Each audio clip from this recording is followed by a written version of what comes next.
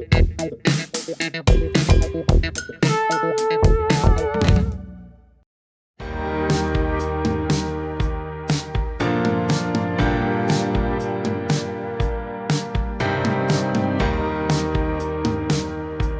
name is Darius Wallace. I'm the Strategic Projects Administrator in the Mayor's Office. And I want to welcome you all to our Disparity Study kickoff this morning.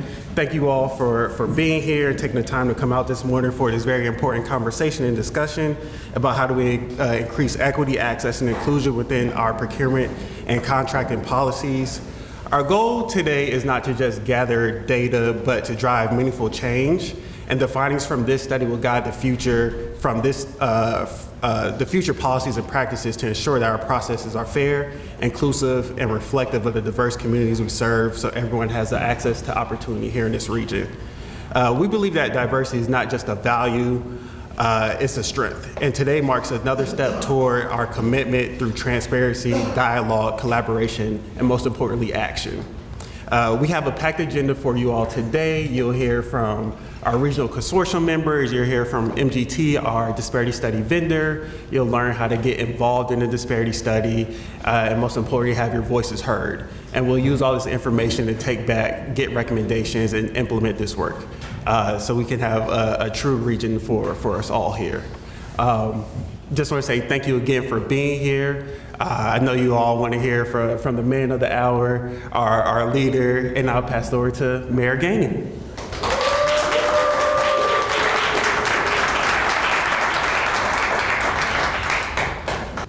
Good morning, everybody. Good morning. How are you? Good morning. First and foremost, I just want to thank our interpreters for being here today. They're always here. They do a magnificent job in helping us communicate a message that is also a part of diversity. And the more diversity we have, I think the greater the city we will be. So I want to thank everybody for being here today. The things that you're going to hear about today is, 1, where we were at, 2, where we are today, and 3, where we going in the future. It is my belief, before I even start this off, that the more diverse of economy we have, the better we are for the economy of this city. It is my belief that as we diversify population and provide opportunity for everybody to feel that they can thrive in this city, the more people will want to move here and be here. The more that we can show people that we're open for business, and it's not just the same old gatekeepers that is keeping everybody out, but we've unlocked the door and allowed talent and vision to be the operator of the day to determine who really gets the procurement opportunities to grow, the more we grow the population of the city. And so it is my belief that as we go forward, this is a very significant and important day. So I want to thank everybody for joining us today, what I believe will be a defining moment in our city's history. Today we are launching the Pittsburgh Regional Disparity Study, a bold and critical step forward towards achieving inclusive, equitable, and thriving economies for all. This is an exciting and transformative opportunity for our city. For we know exactly in our city, a lot of people have been locked out and not let in. And in order for us to grow in the economy where everybody can thrive and everybody has an opportunity, it's time we open up the door and make sure that everybody has the ability to not only grow their business here, but do what I think is more important, create a family and live here. In 2023, we took the first significant leap forward with the launch of the Procurement Modernization Initiative. This initiative has been instrumental in updating and refining our procurement policies, process, and systems, ensuring that we maximize opportunities for diverse business, create more accessibility for local businesses, and remove the barriers to growth. My administration remains committed to one clear vision, to make sure every member of our community has the opportunity to thrive. We haven't been here before. What you're going to hear from Felicity when she comes up, she's going to talk about the progress that we've made. And I believe that this progress is extremely important. And so when she comes up, she will tell you where we've been, where we are, and where we're going. To achieve this, we're working relentlessly on a comprehensive approach that aligns policy revisions with best practices, providing training for our staff, enhancing communication, strengthening our data process, and effectiveness, and using and limiting the effectiveness of the Equal Opportunity Review Commission and MWDB program. Today, you will see the changes that we made in this. We're united in an unprecedented coalition and public partners. We have the city, Allegheny County, the Urban Redevelopment Authority, the Parking Authority, PWSA, and the Stadium Authority to ensure that minority-owned, women-owned, LGBTQIA businesses receive an equitable opportunity, that diversity is not just a local word that we talk about, but it's an empowering tool that we use to implement all businesses throughout this region to be able to participate. Our partners are fully committed to ensuring that our taxpayer dollars are spent in a way that fosters justice, and also make sure that in this region, opportunity is not something that we just talk about, but we have the numbers to back up. The new study is critical, particularly given the evolution of the landscape and heightened scrutiny around these efforts to promote diversity, equity, and inclusion. We are committed to building a Pittsburgh where every business, no matter its ownership or background, has the opportunity to scale, opportunity to grow, and more importantly, has the opportunity to succeed. It is with great pleasure that I bring up the Deputy Chief of Staff, Felicity Williams. Listen, before I bring her up, I want to say something. I want y'all to really listen to these numbers. I really want you to pay attention to where the numbers was when we took office, and where the numbers are now, and when we're looking forward to going. I've been in the city a long time, and just in a short period of time, we've begun growth. And I'm gonna finish with this. Success is good. We've had a mini renaissance to talk about success. But if the renaissance were really renaissance that was really about growth, then we wouldn't have the numbers that we had in the beginning. It's good to have success, but it's better to grow. Because growth determines success. Success doesn't always determine growth. And so as we grow together in this region, and the more that we come together, the more opportunity we will provide for people to live their dreams here and not feel that they have to go elsewhere. I want to make this a city where everybody believes that they can thrive. But part of that is removing the old mindset that we can't make it here. A lot of us have been inundated and institutionalized by the past, and pain has been felt all throughout this region about certain people that have had difficulties making it here. I get it, and I understand your pain. But we can't take yesterday into the future and think we'll have a brighter day. The only way we get to a brighter day is if we forget the past and focus on where we want to go in the future. This is extremely important.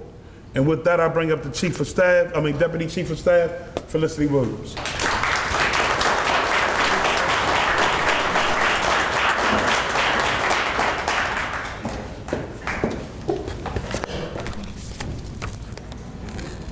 Thank you, Mayor Gainey, for your leadership and for setting the stage so powerfully.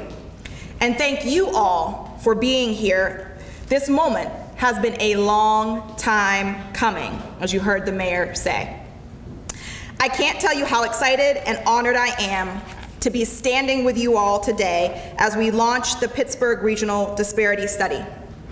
It's been over 2 decades since our last study, far beyond the requirement in our city code to complete one every 5 years.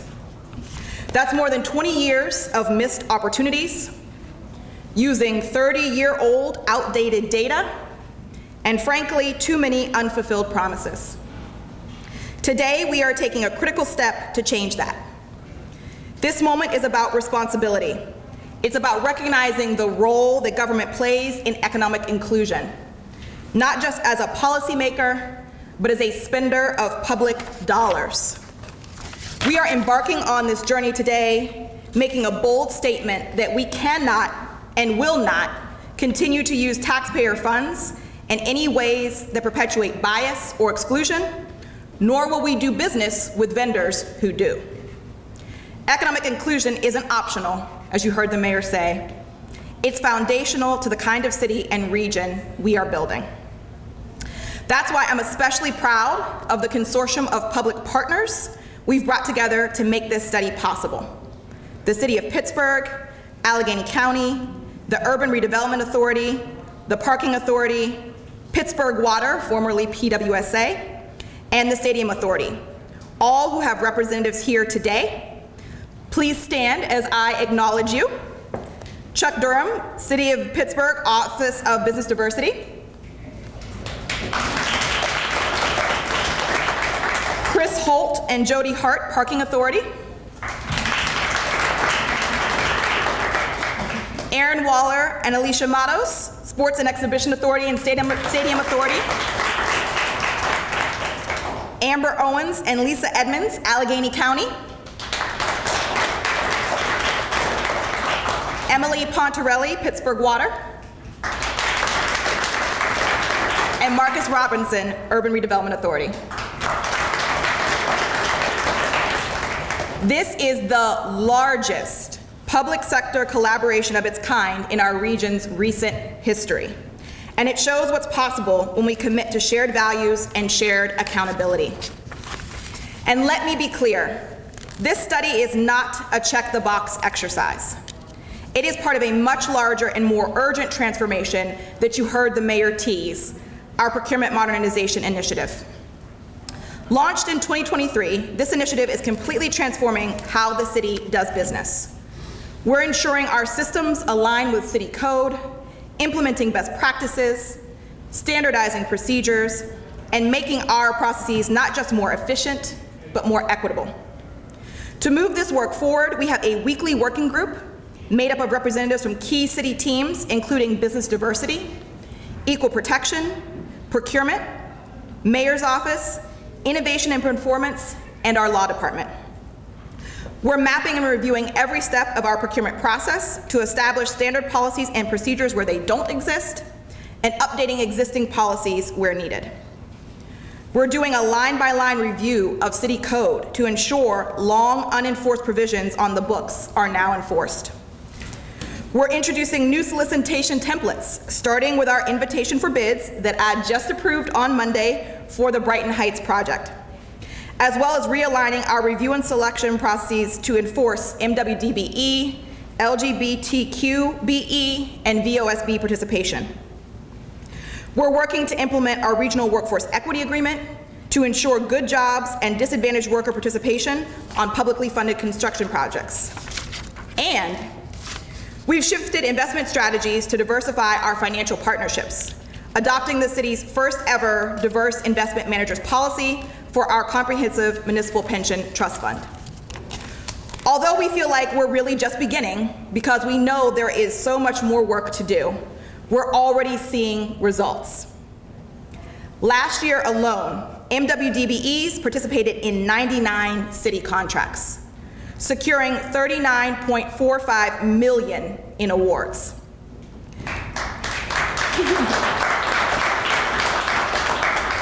12 of those projects were led by a DBE Prime, 8 WBEs, 3 MBEs, and 1 VOSB. One of the things that you heard the mayor allude to was some of the statistics when we took office. And while our Office of Business Diversity has been doing a great job with subcontractor participation, we certainly saw inequitable outcomes in our prime vendor participation. It was not reflective of the diversity of our city. And so that is something that we are acutely aware of and focused on addressing. We closed the year exceeding our MWB participation goal with over 33% participation on city contracts. Over the past 2 years, the city has awarded 13 contracts each with 50% or more MWDBE participation. We've awarded contracts to the first ever LGBTQ BE certified subcontractors in city history. And we've diversified our investment managers for the city's over $1 billion pension fund, growing MWDBE participation from 0% to over 30% in just 2 years.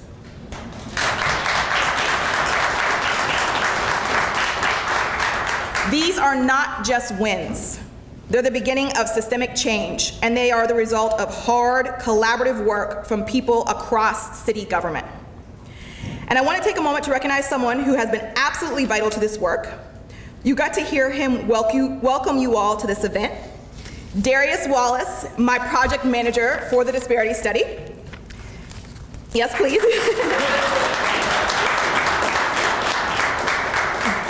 Darius is my right hand in so many things, but in this particular instance, none of this would be possible without his diligence, consistency, and patience, both with me and others.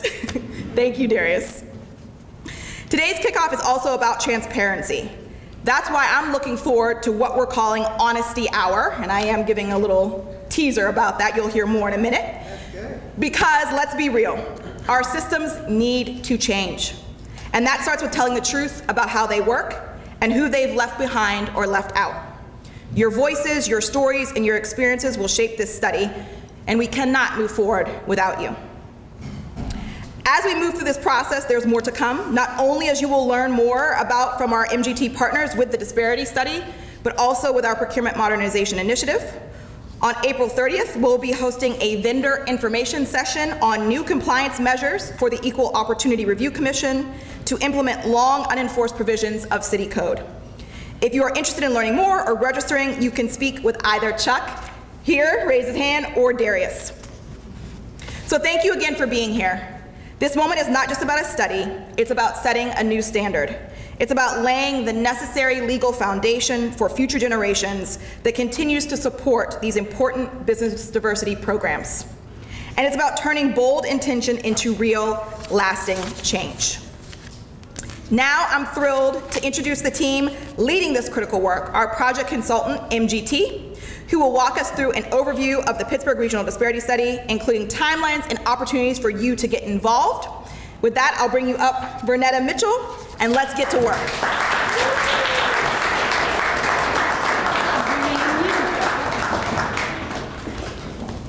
Well, good morning, everyone. I am excited to be actually my first time in Pittsburgh, in the city of,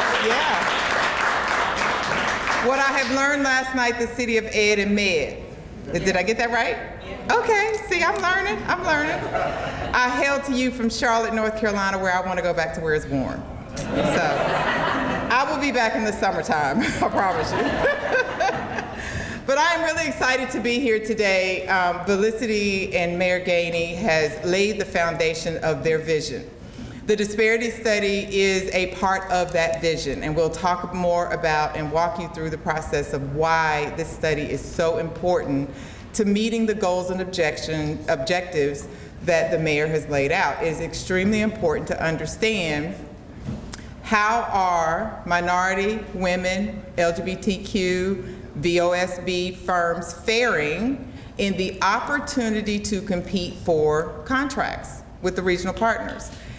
And I won't get ahead of myself because I'm very passionate about this. A little bit about me though, I have been conducting disparity studies for 17 years now, when I was 10.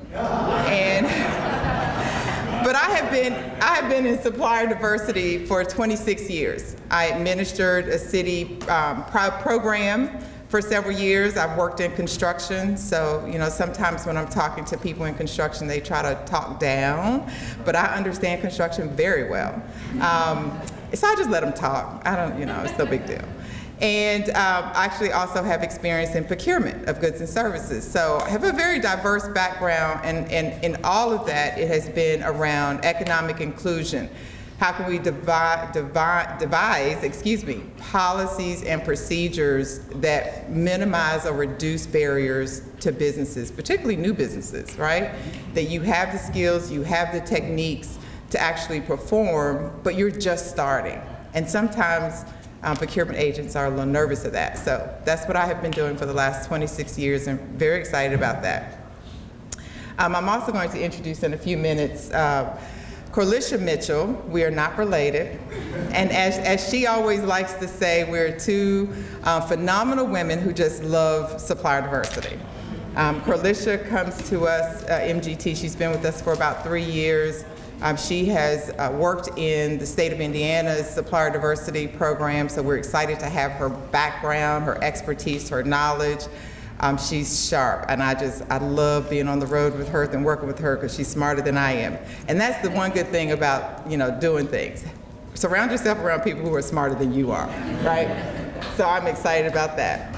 So our agenda today, we've done introductions, but we're going to do some more introductions because we have some fantastic partners working with us that are going to be working with you.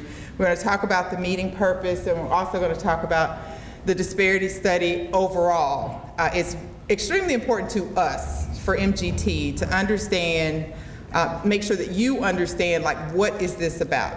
Disparities. You've probably read about disparities in healthcare, disparities in education. I mean, disparities is a common word to use. But what we want to focus on is the disparity in businesses in the region, okay? And then we're gonna have Q&A with regional partners, and then as Felicity alluded to, we will have an honesty hour where we're gonna kick out all of the public officials, all of the public workers, we're gonna turn off the camera, and we're gonna close the door. And you're going to tell us what's really going on, right? Because that's how we get to understand what questions do we need to ask, what data do we need to look at, and then it also helps us to understand what are some of the challenges as we potentially make recommendations or remedies to address any disparity that may be found, which we don't know yet, so don't ask. We don't know. We haven't looked at the data yet. Can't thank the regional partners enough for participating. Often we have had agencies who, like a county will do a study, and 6 months later a city within that same county does a study, and then the state does a study, or some other entity does. And you as business owners just get burnt out. So by having a consortium study, what we like to call a consortium study, it is not only for the economies of scale, understanding regionally what is happening, but it is definitely helpful for business owners as well, because you're not burnt out of having to do 3 or 4 or 5 separate surveys or interviews for agencies. So the economies of scale are very beneficial to having regional partners like this, okay? All right.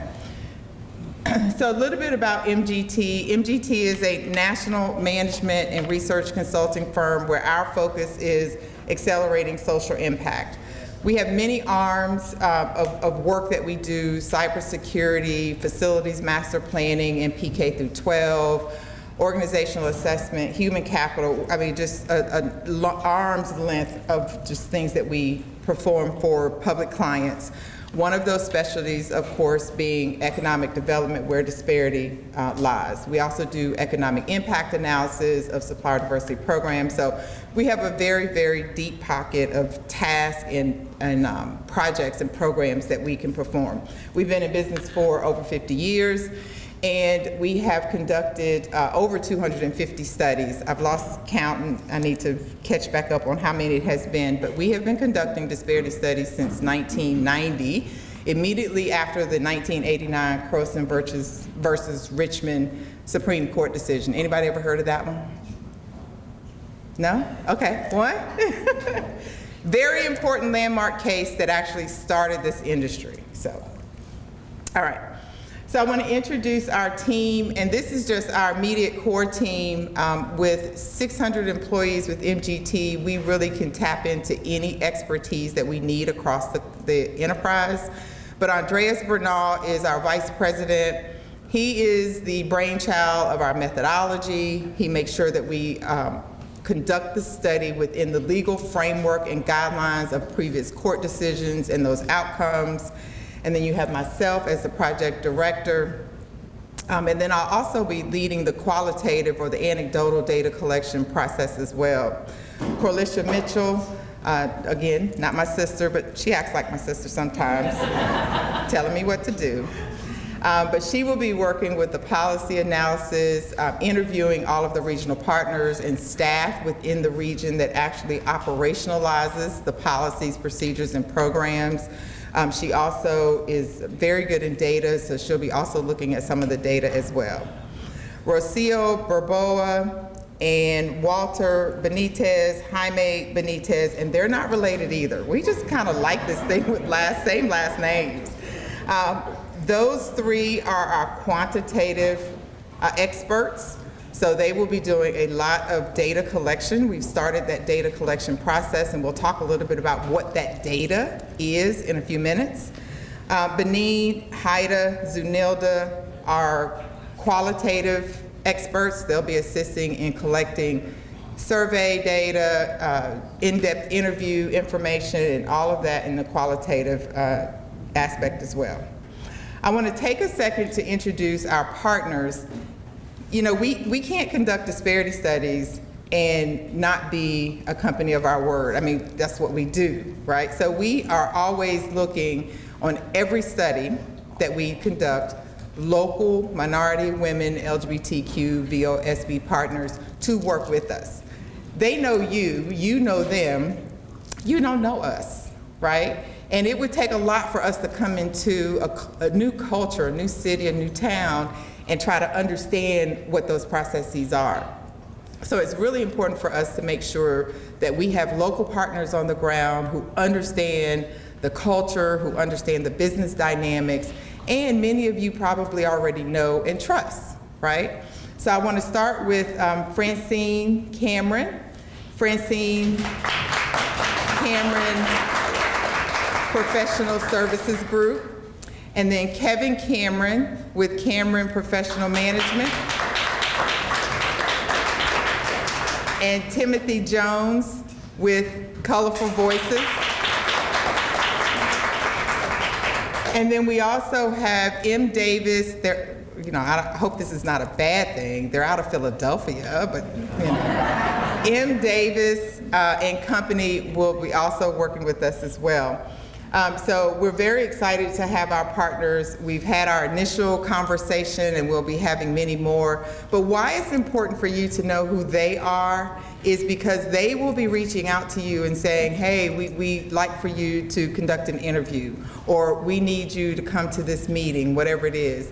Please answer their calls, respond to their emails, tell your colleagues about that as well. So it's really important to know who they are, more so than it is important to know who we are. So we're very excited to have them on our team and ready to get to work.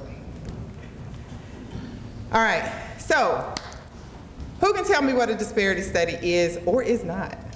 And I already put it up there, so all somebody needs to do is just read the slide. Come on, everybody's quiet. You've had breakfast, you've had coffee or tea. Anybody? All right. A disparity study determines if an individual's race, ethnicity, or gender has impacted their ability to do business. Very simply done, very simply said. Does someone's race, ethnicity, or gender impacts their ability to do business? And how do you think that occurs at times? Okay, this is a quiet group. Okay, I'm gonna stop asking questions. Okay, go ahead. Thinking differently. Yeah. Yeah, absolutely, yes ma'am. Could you repeat it? Profiling is great. Profiling is great. Bias, absolutely. And so those are some of the things that we are going to be asking. Have you experienced that? And if so, in what context, right? So that we can understand, does discrimination occur in this marketplace? We make no preconceived notions that it does. We need you to tell us that it does. Yeah, that's right. So the objectives of this meeting today is we're going to inform you about the study task. I'm going to have Qualisha come up and talk about the task in detail. And then how can you participate in the study? I think that's probably the most important part of this entire outcome. And you'll have an opportunity to do that during our honesty hour. And that is gathering your experiences during our honesty hour. So as a disparity study overview, they're designed to identify if disparity exists between the utilization or the spend. How much money have firms been paid? Very simply. Not awarded, not what you think you're going to spend, what have they actually received in terms of payment. And the availability. Availability is important. Availability means how many firms are in the relevant market area, we'll talk a little bit about that, that provide the types of goods and services that the regional partners procure. That's really, really important. It is not based on population, because your population do not all have business, your full population do not have businesses. So there's two very important criteria when we're talking about availability. And I'm spending some time on this because that's usually the point where people are saying, well, we have more people, you know, that live in Pittsburgh that are VOSB or LGBTQ or minority or women or disadvantaged, but it's not based on population. It's business owners who, one, are in this market area, and we'll figure out what that is when we pull the data, and two, sell the types of goods and services that the agencies procure. That's really, really important to understand. And then the disparity studies assess the procurement activity. So as I mentioned, Corlicia is going through policy discussions. We're reading all of your policies, procedures of all the agencies, their programs, and try to understand if there are some particular guidelines that are creating undue bias or barriers for businesses, and potentially make some recommendations if we see that to occur in the policy documents. Keep it up with me? Okay. Disparity studies are also used to improve the lives and the economic outcome. The mayor talked a lot about economic inclusion, and that's basically what this is. That economic impact of opportunities to compete and to be successful in that competition flows through the economy. What a disparity study is not is a cure-all. It does not fix all the problems. It's a great start to understanding where you are and how to go from there, or what to do from there, but it is not a cure-all. And it is not a mechanism for quote-unquote set-asides, which are a very bad word in this industry, right? There are procurement opportunities. Okay. So as we conduct our study, there are a series of research questions that we seek to answer. So there are more questions that we design as we go through understanding the policies, the procedures, hearing from you. We may, ask ourselves another research question, but at a minimum, our research questions are: what are the current policies and procedures of all the partners? Do the partners' contracting records show the utilization of minority, women, disadvantaged, LGBTQ, and VOSBE firms? What is the availability of those firms in the market area? Is there disparity between utilization and availability? And disparity is a very simple calculation. It's the percentage of utilization divided by the percentage of availability times 100, and you get an index. And Corlicia will talk more about that range of index. But is there disparity? And then we go a little further and do a statistical testing and say, is it statistically significant based on a t-test that we do? So it's very important to understand that. And lastly, what are the experiences of the diverse businesses in the marketplace? Now, one thing that I also want to make very clear is diverse businesses are not the only businesses that we need to and must talk to. We need to talk to non-diverse businesses as well. We have to understand the full market of what's happening in the marketplace. So certification is an option for your business. It's not a requirement. It does help your business. But as we also seek to talk with non-diverse businesses or non-certified firms, it's important for us to understand what their challenges and barriers are as well. Okay, before I get here, I want to kind of lay the foundation. I'm gonna let Corlicia come up and talk through these. There are 3 important pillars of a disparity study that all need to align in order for us to determine our remedies and our recommendations. One is your quantitative. How much money are you spending with diverse businesses based on all of your spend for the study period? It's 5-year study period. So the last most recent 5 fiscal years, we are pulling all of that data. The qualitative data, which is hearing from you and your experiences doing business or attempting to do business, not only with the regional partners, but also in the private sector, non-government. And then the third pillar is the private sector market. Is there disparity in the creation of new businesses? Is there a disparity in the revenue of diverse businesses versus non-diverse businesses, with all things being equal? So, but for discrimination, are diverse businesses earning the same in the same industries, all of the things being equal? So those three pillars are where we need to be able to identify if discrimination occurs in those three pillars that would further support any recommendations and also further support the regional partners' ability to modify policies, procedures, and programs. So with that, I'm going to let Corlicia come up and briefly walk you through what each of these mean.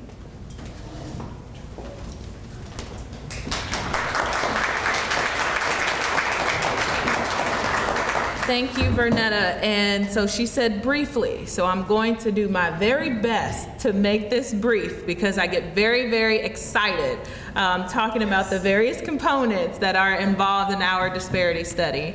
So as Vernetta alluded to, there are three key foundational pillars to how we conduct our disparity studies. Those three pillars are then translated into these various tasks shown here on our screen today. We begin with procurement and policy review and discussions with the regional partners. So that's very foundational for us to not only understand what are the actual policies in which procurements take place. It helps us understand the structure in which procurements, both competitive and informal procurements, take place.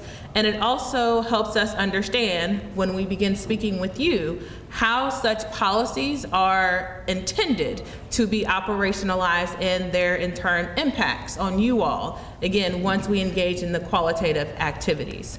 Also within this industry, having a legal framework and foundation to conducting disparity studies, being able to interpret their results is absolutely critical. We all know there is a changing legal landscape. Won't get into it today. But it is foundational to how we engage in our disparity study, and so we want to educate our regional partners as well as you all as the business community with understanding what that legal foundation is. We will not provide legal recommendations per se, but again, it's to provide you a framework of understanding how and why disparity studies are conducted in the way in which they are. So data collection, preparation, and analysis. This is a long process, but this is also where you all, as the business community, will also be engaged. And so we begin working with the regional partners to understand what their procurement data and contracting data indicates. And so as Vernetta mentioned, that's about 5 years of fiscal data that we will be analyzing. And so as part of that analysis, not only are we assessing what have been the actual spend with prime vendors, we're also seeking to understand what has been the spend with subcontractors and suppliers as well. And so some of our regional partners already collect data. And so if you're a prime contractor and have worked with some of our regional partners, perhaps you've already provided this data. But please note, we will still be reaching out to you if that is the case, because what we have found is that while you may have provided information on who your diverse firms are, subcontractors and suppliers, oftentimes records are not kept with who those non-diverse subcontractors and suppliers are.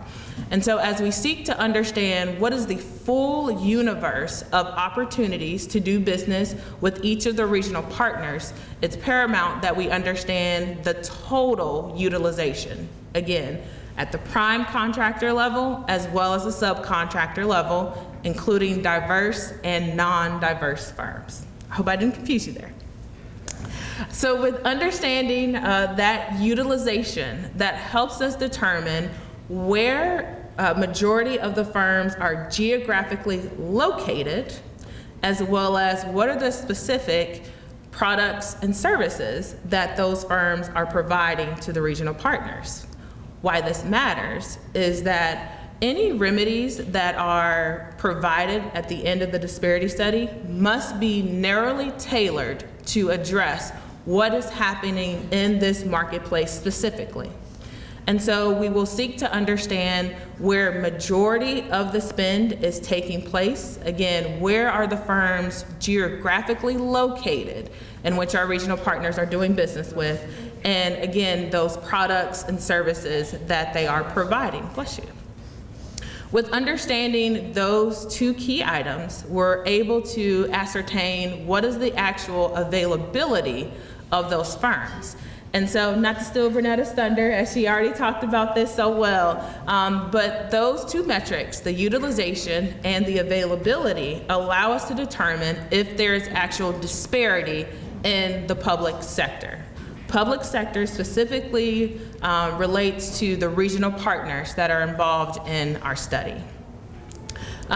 With the disparity index, and so we'll talk a little bit about mathematics and stats here for just a moment. I'll try not to bore you. So with the disparity indices, if a disparity indice is 80 or less, that indicates substantial underutilization, i.e. disparity. If it is less than 100, but not less than 80, there's still underutilization there. It's just not considered substantial. If your disparity index is 100, that means that there is parity. You are utilizing the same amount, or you're utilizing up to the availability of the firms that are in your marketplace. And above 100 indicates that there's overutilization, meaning that you are using above more than what is actually available in your marketplace. And there could be a couple different reasons for that. And so it is by the various tasks that we have here in which we seek to understand how and why that may potentially occur. Just as we are very interested in understanding what happens in the public sector, we have to also understand what happens in the environments in which there usually is not any goals or other initiatives or remedies that seek to help or aid diverse firms who may have been subjected to discrimination. So that is where our private sector and private market analysis come into play.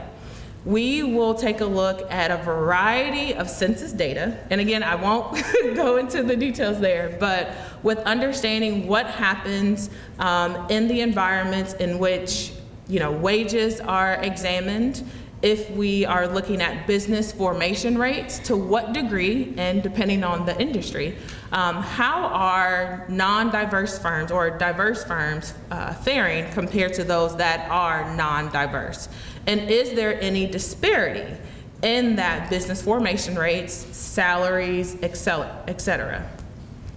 And so, as we talked about the three key pillars to how we conduct our disparity studies and what we're seeking to assess, we also seek to understand from you all your lived experiences. And so our partners that we have here with us today will be reaching out to you to take part in in-depth interviews. And so we'll talk a little bit more about the additional opportunities that you have to engage with us throughout the course of this study. But it's so important that you be very candid with us. It's important that you share out information with other colleagues and within your networks of your professional memberships that you may be involved with, because we need to understand what is happening in the marketplace, good, bad, or otherwise. And so that's a lot of tasks associated with just the data collection piece, but it is so important because it allows us to understand what has taken place in the marketplace, especially over the last 5 years and now, and then most importantly, develop remedies that can help address any past discrimination, whether that is something that has occurred in the marketplace in the private sector or directly identified in the public sector data. Okay?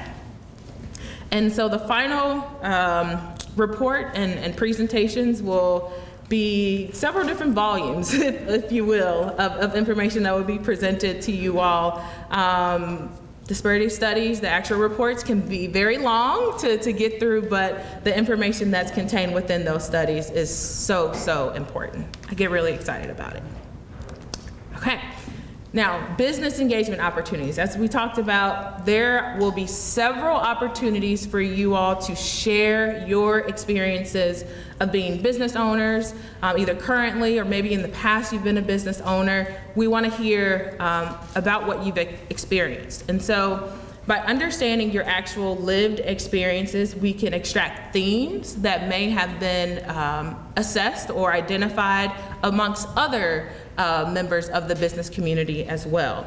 And so through the questions that we've structured in our various survey instruments and qualitative data instruments, we will take a deeper dive into understanding if there are race, ethnic, or gender discrimination that has been observed or identified by you all. And so there's different methods that we use to identify that. And so, as I mentioned, there will be lots of opportunities to speak with us and to share your feedback by way of in-depth interviews, one-on-one interviews with each of you if you would like to participate. So you will have the opportunity to be contacted by our partners that are here today. But if you don't want to take the chance of being randomly selected to participate, let us know. You can sign up on the website to participate in an in-depth interview. Also, we will speak with professional organizations and trade associations whose members are providing goods and services that our regional partners procure as well. And so it's important for us to understand from these professional organizations because they have a great pulse on what is potentially happening in this region, as well as some members may feel more comfortable sharing within their organizations that they're involved with about what they have experienced in the marketplace. So if you're here today and you are a representative of a professional organization, trade association, or chamber of commerce, please be sure to connect with us because we definitely want to take time to hear from you about what you have observed in the marketplace, as well as what your members may have shared with you as well. We often find, as we've conducted these disparity studies, that we find great recommendations, not only from our businesses that are participating in the study, but also from our professional organizations. So share information about the study. There's also opportunities to take part in an online survey as well as a telephone survey if you're more comfortable. So as you can see, we have different opportunities to engage with you, and that's intentional. We want to meet you where you are. We also understand that you are very busy. And so to take time out of your day to speak with us, we recognize that you may not be able to take an hour or 45-minute phone call or virtual meeting, but you could possibly participate in a 10-minute online survey or a 10-minute phone call survey. So we want to meet you where you are at your convenience. And so maybe, you just want to leave an email. This is what I've experienced. This is who I am. You can feel free to reach out to our dedicated email box that is monitored by the MGT team directly. Also, on our disparity study website through Engage PGH, there's opportunities to stay informed about what's happening next, whether there be other events that are taking place, as well as opportunities to, once the online survey is made live, you can go there to click the link to take the survey as well. So make sure you take note of Engage PGH, that website, because this is how you can stay informed about the study as well. And so I will turn it over to Bernetta to get us started on some Q&A. All right. I do also want to say that we don't share your name, your company name, with any of the regional partners. It is extremely important that you feel comfortable speaking freely. That's why, please don't call Felicity or call Darius and say, I want to complain. You can if you want. But it won't be because we told them, it'll be because you called them directly. So when we complete our study, although we do keep your information, we need to know who we talk to, but we keep that information and we do not release your name, the name of your company, or anything that's so specific that everybody in Pittsburgh would know who we're talking about, right? So we just wanted to let you know that's why our partners are under NDA. We are just the integrity of what we do, because this is what we do all the time. We do not release that information. And we have clients that ask. They're like, okay, can you tell me who participated in that focus group? And I was like, no, I cannot. So yeah, I just want to give you that comfort in knowing that you can speak freely with our partners or us, right? If you don't want to talk with the partners, you can always call Corlicia, Haida, Zunilda, or Benin. It's 5 of us. Any of us can talk to you and make sure that your voice is heard and included. All right, we're going to have a few minutes for Q&A with the regional partners, and then we are going to ask them to leave the room so that we can talk. Any questions? Oh, we have one right here. What is the anticipated? Hold on. Okay. Oh, yes. Go ahead. Okay. What's the anticipated length of time? 18 months. 18 months, great. It'll be around July. I think it's like July of next year. Okay. But we're going to start engaging businesses sooner than that. So we're actually, this is our first engagement with businesses. And you mentioned before that it was, you're looking at 5 years of data. Are you going back to 2020, or are we looking at 21 to 25? No. It's past date. Okay. Because we don't know what date. It's 28 to 24. 2018, I think. 2018, Oh, thank you. Sorry. 2018 through 2024. 2024. Okay, awesome, thank you. You're quite welcome. Thank you. Thank you and welcome. My question is, the Department of General Services and PennDOT conducted 2 disparities studies, one in 2018, other in 2023, which just wrapped up last year. Our team was on those studies, interviewed over 500 companies in this area. I guess my question is, in your experience, the outcome of the disparity, has it been a big difference? Because we know one of these capital barriers I talked about is capital, slow pay, and slow information for bid.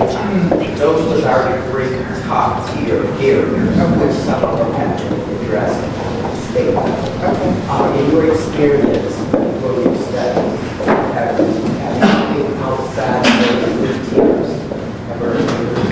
So her question for those who can everyone hear me okay? We can hear you. Okay, I'm from the South, I got a big mouth. So her question is basically 2 studies conducted by PennDOT, and 3 top barriers were access to capital, access to contracting information, and what was the third? Slow pay. Thank you, slow pay. And PennDOT and Department of General Services. PennDOT and Department of General Services, yes. And then so her question is basically, do we see that also, or do we see anything else in the studies that we have conducted? Those are still the top 3.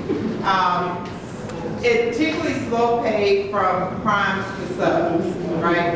And I also want to make sure everyone's clear, this is not just a construction study, right? So this is for all spend, procurement of goods and services, professional services, et cetera. And so MDT being the prime, and then we have to pay our subs. So we have seen primarily those are always an issue, particularly from primes and subs. But we go into every study with a blank slate, because we don't know what's happening in those markets. But we have also seen where there are some intentional efforts to make sure that firms, quote unquote, are not qualified or have the quote unquote capacity to do particular projects after they've already been selected to win that project. That's been like a core thing that we've been seeing happening a lot as well. So there's been some policies that we've recommended for agencies, but it varies. Those 3, top 3, all the time. Access to capital is always, and I wouldn't necessarily say access, because everybody can access it, but it's acquiring that capital. Actually getting that money in your pocket is actually the issue that businesses face as they're going through their, so that is something that we're also looking at. Access to capital markets, acquiring capital. You'll see that in your interviews and your surveys. Like, were you able to apply for a loan or line of credit or bonding if you're in the construction space? And did you receive the full amount or did you receive partial? And why do you think you only received partial? Or why do you think you were denied? So kind of think through those. I'll give you a precursor to what you're going to expect. Thank you for that question. And thank you for your work on those studies. Thank you. Thank you for being here. Renetta, we have one more question. Up top. I can't see because it's blind to light. You already responded to that. Okay. I think there was another My name is Ingrid Martins. First, hats off to Mayor Danny and Felicity for doing this study.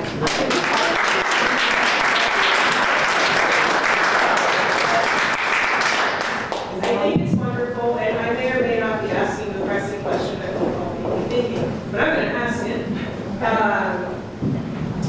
In light of the eroding protections against anti-discrimination on the federal level, if disparities exist in your results, I noticed remedies and so forth.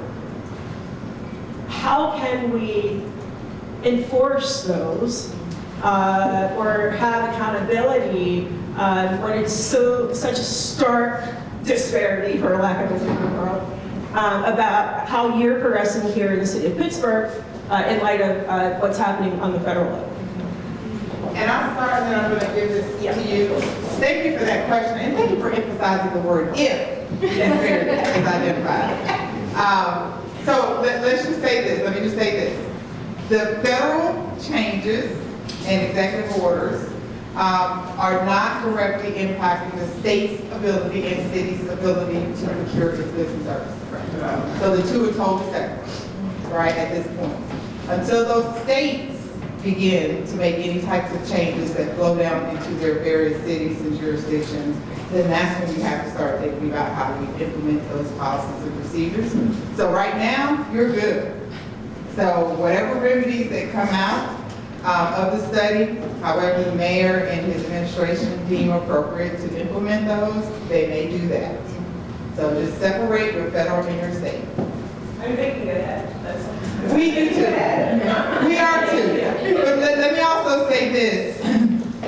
Case law has been very clear that you should always have some sort of race and gender neutral remedy in addition to any potential race and gender based.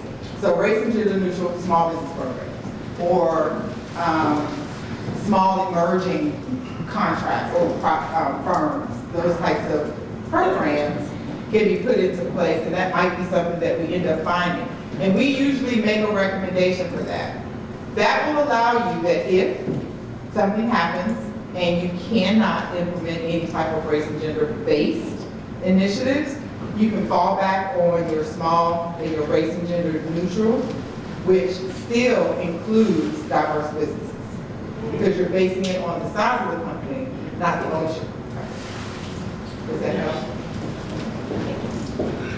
Thank you, Renetta. You explained a lot of that very well about the distinction between the scare tactics, I would say, by the federal government. A lot of people think that those executive orders apply to private businesses, for example, or for our states and localities. And so you made that distinction. I also just want to be very clear, the Gates administration has said we are 10 toes down on continuing our DEI efforts, our economic inclusion.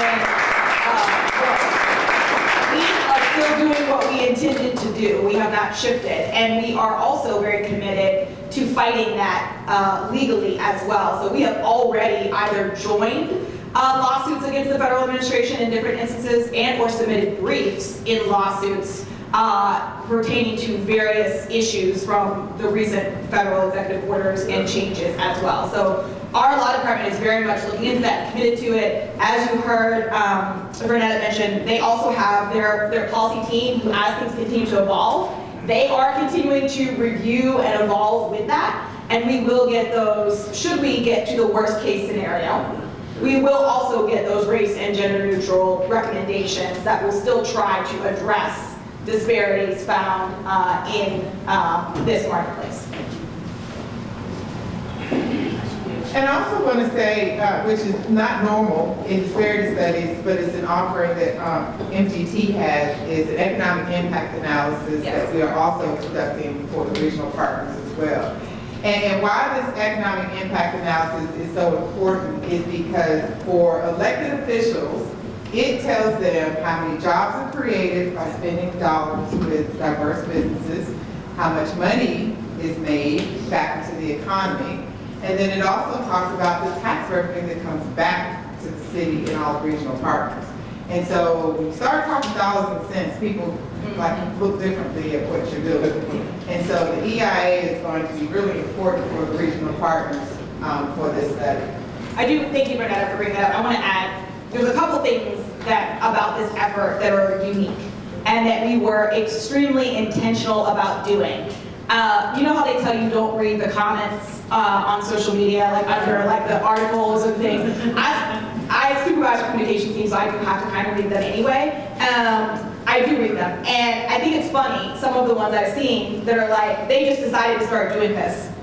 This is an effort that we have been working on since 2023 and have been very intentional about the solicitation that even was issued. We hired a consultant to help us write that solicitation to even get MGT, because we know that this is highly technical, it is very intricate, and we wanted to be intentional about understanding already prior to the federal election where our judicial sector was already going with some Supreme Court cases.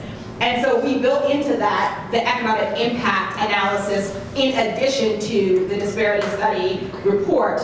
And then again, just highlighting the fact that we are doing this in collaboration, not just as the city, but with that consortium, that large consortium of regional partners here as well, to really give us a true picture of what business opportunities, access, job creation, et cetera, looks like and any disparities in the Pittsburgh marketplace. All right, a few more minutes for a few more questions and then Oh, I don't need the mic, I see y'all. Okay. So this might not come out exactly right, but I think you'll be able to decipher it. Okay. So you do the study and you, I'm assuming, give results and you'll give possible ways to change what the problems are. In your history of doing these studies for different cities, I'm assuming, how often do those cities apply what you? Great question. that is an excellent question. And honestly, that is like question number 2 that we always get from people. Question number 1 is that when can we see the results? I'm sorry, you can only see them after we've shown them to them, but you will and you should see them. Yes, it will be. So I would say 92% of the time, clients will actually take their studies, recommendations, and start implementing those processes and procedures. There, unfortunately, it breaks my heart. There are many clients who say, okay, we've checked it off our list, and then they put that 600-page document on the shelf. And there's nothing we can do about it. Once we give them what they ask for, they can do what they like. We encourage citizens and those who are interested that once the study is released, start staying in touch with the city and saying, or Allegheny County, or you are at, where are you? What is the board going to do? What are the policies? What are you rewriting in terms of your policies and procedures, et cetera? Hold them accountable for what they're spending on the study. Yes, great point. I want to respond to that a little bit in saying, one, the Gainey administration is committed to implementing it, and I want to say you don't have to take us at our word. I talked to you guys about how we're already doing work now, because we know that this study is going to take about 18 months to complete, and folks cannot wait 18 more months for economic opportunity. So we are already doing it in ways that I have talked about, and you all will continue to see. So just don't take it at my word, take us for our action and the numbers that I shared with you at the beginning of this presentation. But you're absolutely right. It is incumbent upon you all to hold us accountable as well. And that study will be released publicly. As part of this timeline, there will be engagements, public events where we will share information about that study so you all will know. sunshine is sometimes one of the best medicines that you can have. That's why I said at the beginning of this as well, we're committed to the transparency around this process. All right, one more question. Okay. No, I'm good. Through your studies, just as important as it is to find out through your studies what the diverse companies have issues with, the non-diverse companies, what have you found in your studies like the top 3 issues with working with diverse companies? Non-diverse businesses, top 3 issues are usually they don't know where to find opportunities. Does that sound familiar? Right? They don't know where to find opportunities. I want to say the second issue is usually they don't like being told that they have to meet a goal or demonstrate good faith. Right? That's an option. And I want to say, Carlos, you remember what the third one? Those are the top 2 that come to mind. They can't find contracts, they don't know where opportunities are, and secondly, they don't like to either meet goals or demonstrate anything. Yeah. Oh, the third thing, exclusivity agreements. So with acting as a subcontractor, regardless if you're diverse or non-diverse, there are some prime contractors that require you to sign an agreement that you're only going to partner with them on opportunities, and so having to sign that significantly minimizes the opportunities that you have as a supplier and or subcontractor. So the primes like that, and we tell agencies, no, that's not fair. Just 2 things I would say on that really quickly. One of the outcomes of this will be that regional database, so that takes that we don't know the businesses off the table. One of the things that we have already done as a city to also try to take that off the table is we rewrote our pre-bid policy and made those meetings pre-bid and matching meetings. We put advertising requirements and things in them so that we can make connections between prime vendors and subcontractors right at the pre-bid. So that's one of the things we've already done. One of the other things we've already done, it was not before available a public database of all of the DBEs that have done business with the city. We do now have that publicly available on our e-procurement website Beacon, which is another resource where people can, prime vendors, if they say we can't find them, we have a whole database for you with lots and lots of businesses in there. So we have already taken some of those steps to take that off the table. And then third, I want to reiterate again how important it is upon us as public partners that we put the requirements in place related to our review and selection. What makes you a responsive bidder? If you have not, I'm leading into a little bit about our direction we've done with our IFB updates. If you have not provided the required documentation to either evidence that you have met our goals or you have demonstrated a good faith effort to meet our goals, you are not a responsive bidder and we will not open your price proposal. So those are the types of things that we public partners can put in place to address some of those things that the private sector vendors or prime vendors, might try to do related to what you just talked about. So we're already doing it and we will do more. Okay, 1 and 2. I think it's also significant to know that when they're held to the fire to have participation and they call you the night before the bid is due, or they call you within a 24-hour period before the bid is due, and you're in the car at Chick-fil-A with your grandchildren in the background. I mean, you have to switch gears and you're not even given enough time to first consider the project, know a little bit about the project, when it might start, and whether or not, do they want 50 trucks or do they want 2? There needs to be more of a discussion other than, hey, they know me by my first name when it's the night before. Hey, Jill, we need a bid. We need a bid. Tomorrow morning by 10. We got to turn it in tomorrow. We wanted to know if you could send us one. We've heard that. So I want to say one of the things that in this new IFB solicitation template that we wrote, one of the requirements to demonstrate that good faith effort is about engaging in advertising with diverse subcontractors with a timeline. So we need to know when, and we say at least 4 weeks prior to bid submission. We bumped that up because it was 2 weeks. I think it's 4 weeks. Yes, I think it's 4 weeks. It was 2 weeks, but then it really wasn't enough time to actually have that engagement back and forth to do the vetting on the prime or the sub. So we've increased that requirement. We are rolling this out with a pilot project first, the Brighton Heights solicitation that I mentioned, because we have to test it and learn from it. But our intent is then to take that citywide with all our invitation for bids, and then move on to RFPs, and move on to, and we will continue to develop that as we get the recommendations also back from MGT. So we're thinking about that as well. Oh, hold on, we got one right here. You still have a question? I think this is Okay. Yeah, so I am legally blind, and you know, one big thing that I've noticed, I moved to Pittsburgh in October, so I'm newer to the area, but you know, one thing I've really noticed, and this, I'm currently an agent with New York Life, but one thing that I really noticed is the difficulty for disabled individuals in general, whether it's to own a business or to even hold a non-contract job. It's very difficult. What are we working on to help lower that barrier to entry? Because disabilities doesn't mean we can't work. But yes, all we can get at this point are jobs that are contract based, that are commission based. We can't earn a living.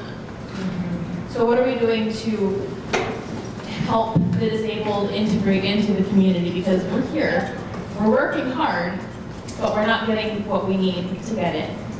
Absolutely. That's good. So we have in the city of Pittsburgh an Office of Equal Protection. And one of the areas that they lead on behalf of the Gainey administration, we created the Office of Equal Protection, is around ADA compliance and disability justice.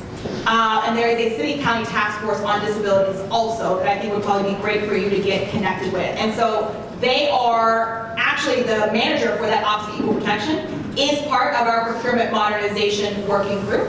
So she is thinking about those things, and we are trying to tackle them as well as a city for accessibility. She also happens to be an attorney like me, which is fantastic in writing some of the solicitation templates. We've been doing it together as well. So we are thinking about that, but thank you for escalating that, and we're working on it.